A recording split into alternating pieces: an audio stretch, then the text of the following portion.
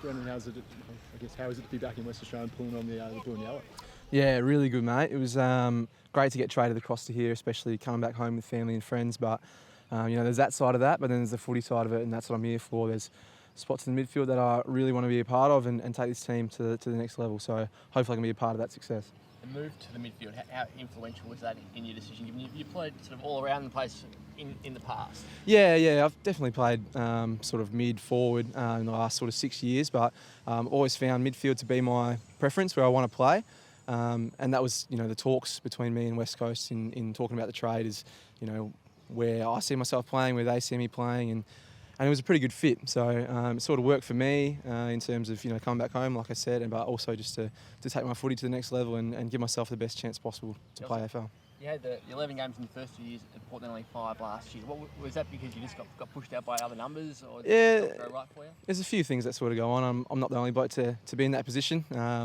It was a sort of like you said, tight for spots, and the midfield at Port was pretty set up. They got some really quality players in the midfield and just unfortunately couldn't squeeze in. I thought my form in the SANFL was pretty good. But having said that, it's one of those things where it's out of your control and all you can do is play good footy, and it was sort of out of my hands. But I feel like last year I gained a lot of confidence in myself, in my ability playing SANFL footy. So if anything, that was a positive to take out of the year. Have the guys here really thrown down the gauntlet to you? There's obviously some heavy lifting that's gone out of the midfield here. They said, mate, if you want to be part of a crack midfield unit, sure. Yeah, definitely. I think, that was what I was talking to Brady Rawlings about with the trade is like, there's spots available. They've lost 2 Brownlow medalists in, Pritis and Mitchell. So there's some spots definitely available. But having said that, there's some young talent here as well. So it's going to be, a really competitive pre-season. And that's what you want with a team. You want blokes to be pushing each other harder and harder till they can get, the best out of themselves. So that's what I'm here for. It's only been week 1 of training so far, and we've got a few more to go. So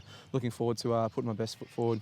Tall, you've got a big body and you've got some pace. Inside or outside is your preference? No, I definitely prefer inside. I think there's something about, there's 6 midfielders in there, and I think if you're the bloke winning the ball, there's just something about that. It's a real competitive sort of position, and I just love being the bloke who wins the ball and feeds his teammates up on the outside, and we've obviously got some talent on the outside here as well. So, that's where I see myself playing, is that inside mid, but has the ability to, hopefully do a few things on the outside, maybe go forward as well and try and hit the scoreboard. So who did you match up on at Port during training, and who are you matching up on here?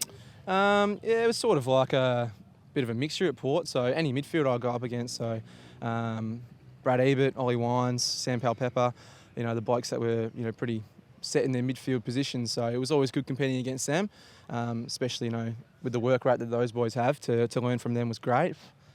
Here, same sort of thing, so you got Luke Shuey and Hutchings, even Venables going through the midfield as well, so there's some talent here that I look forward to competing against, and hopefully we can have a real friendly rivalry going through the pre-season. Maybe some guys that were at Port have that real physical big bulk about them. Maybe some of the guys here don't quite have that. Is that an area you feel like you offer something in? Oh yeah, definitely. I mean, just from looking at the weights program from week 1, the boys are definitely strong. So there's no issues there. But that's how I like to play, is pretty physical and contested stuff. So I think the boys, there's no issues with that here at the club. But if there's room for that to happen, another bloke to go through the midfield, then I'm happy to do that. Said mixture of reasons coming home, including family. But the family were actually living with you for 12 months. Tell us about that, which is ironic. It's a bit funny. So mum and dad, they've been living in Armidale for the last sort of 18 years, which is where I grew up and went to school.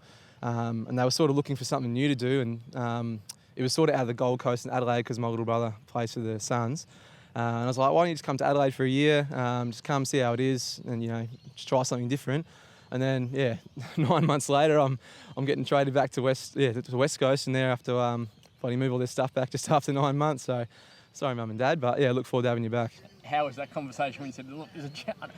You'll probably be happy with it, but I'm back now. No, they were real happy. I think they sort of, forgot about what they had to do to move back, because it was pretty, big move getting their whole life across to Adelaide and only to be there for a short time and have to come back. So I think they were really, really happy, but now that that's all settled down, they have to look forward to getting everything back here. So, it's good. It'd be good to have them back. It was awesome having them over for the year, just to talk footy with mum and dad, and I feel like that could have helped me play, the consistent year that I did. Did they live with you over there? Or? No, they didn't. They didn't live with me. They moved into a house just around the corner from Alberton, which is where Port's based. So they were just 5 minutes from my house. pretty close to where I was playing my SANFL games as well. So, no, they had a really nice spot there in Alberton, but yeah, time to come home. What's the family history of you growing up and who you guys went for in the family going for?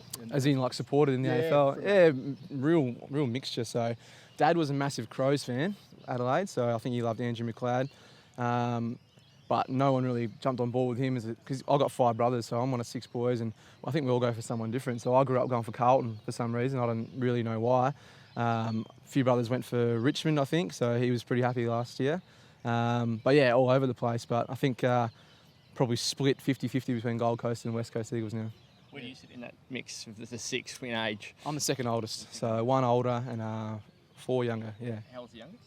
He's 8 and the oldest is 26, so there's a pretty big difference between oldest and youngest. But it's good, like, we're all really close, and whenever we can get together and hang out, it's always a really good time. So when Mum and Dad move back with my baby brother, we'll have everyone but 2 here, which will be awesome. So it's only the 8-year-old that went over Yeah, with them? yeah, only the 8-year-old that went over. So he, the rest, 2 are in Gold Coast, 2 are here, and yeah, baby brother's in Adelaide at the moment, so looking forward to getting him back. Chance that Nick Nat will train at some point, possibly today, but definitely this week. Are you looking forward to getting out there with him? Yeah, it's awesome. I mean, at Port I had the relationship with Paddy Ryder in the ruck, and just seeing what he could do in the air was unbelievable, and Nick Nat's of the same calibre, so can't wait to sort of form that football relationship with him and see how far we can take it, because he's, he can do some pretty crazy stuff in the ruck and just playing footy as well, so I can't wait to get that started. Is there some buzz around? He's been waiting a while to get out there. Is there a buzz with him, sort of, in the feeling about the group at the moment? You can see how much he means to the boys. He's just like a presence, and he's a bit of a laugh as well. So I think just getting the boys out, getting Nick Nat will just get the boys up for training, and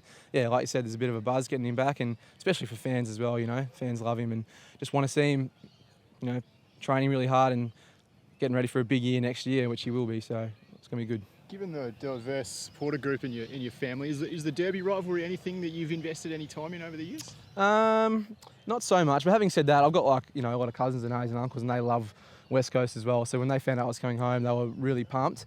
And it's actually funny because I've got some Freo supporters as well, and it means just so much to them. So I think it'll be, for the West Coast supporters in my family, there'll be a little bit more riding on it, as there always is. But yeah, not so much in my family, but there definitely will be now. A few of the guys that are coming back for the Dockers, I know Nathan Wilson sort of came back and he said, nah, never liked the Eagles. Are you embracing that sort of aspect of it, the real sort of aspect? Yeah. Oh yeah, definitely. I mean, it's pretty similar in Adelaide as well with, the Crows and Power, their showdowns, and they were huge. And growing up, I knew what it was like to be a part of the Derby, watching that, and 90% of my mates were Eagles supporters as well. So definitely buying into it, and I think it might be round 6. I'm not too sure when we have the Derby, but yeah, can't wait for that.